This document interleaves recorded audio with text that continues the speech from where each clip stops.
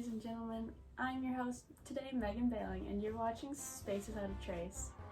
Today, we'll be interviewing 3 different people to learn more about the Big Bang Theory. Our first guest is the one and only Redshift. Welcome to the stage. Thank you for having me today, Megan. So, Redshift, how did scientists discover you? Well, as scientists were researching stars and galaxies, they discovered that other galaxies were moving away from the Earth and emitting me. As things recede further away from us, they appear redder on the light spectrum. And how does this help us learn more about the Big Bang?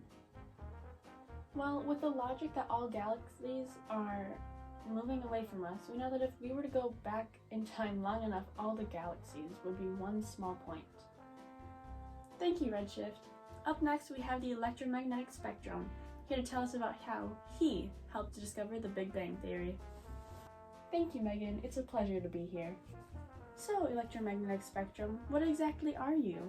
Well, I'm the range of frequencies of electromagnetic radiation and their respective wavelengths. One you may be familiar with is the microwave. And how do you help scientists learn about the Big Bang? As the universe expanded, it cooled down from the hot point it once was. In the process of this cooling, it still left some spots in the universe which show up when scientists look at images that satellites like the Wilkinson Microwave Anisotropy Probe, or the WMAP, can create.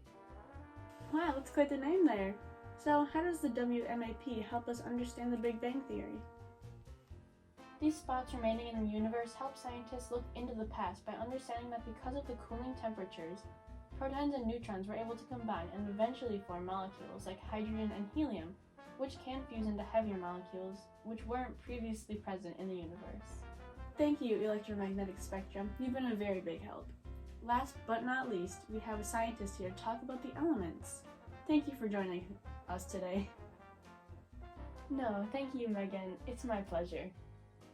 So, Professor Pluto, what can you tell us about the elements and the elemental composition of the universe? Well, as the universe expanded and cooled down, many of the elements that we see today were initially created. The Big Bang Theory predicts how much of each element should have been made in the early universe, and the older stars that we can test match those predictions. This therefore allows us to understand that the Big Bang did really occur. Thank you, Professor Pluto, and a large thanks to all of our other guests on the show.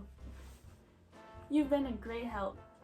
This concludes our show. Tune in tomorrow for our interview about black holes. Don't get too sucked in.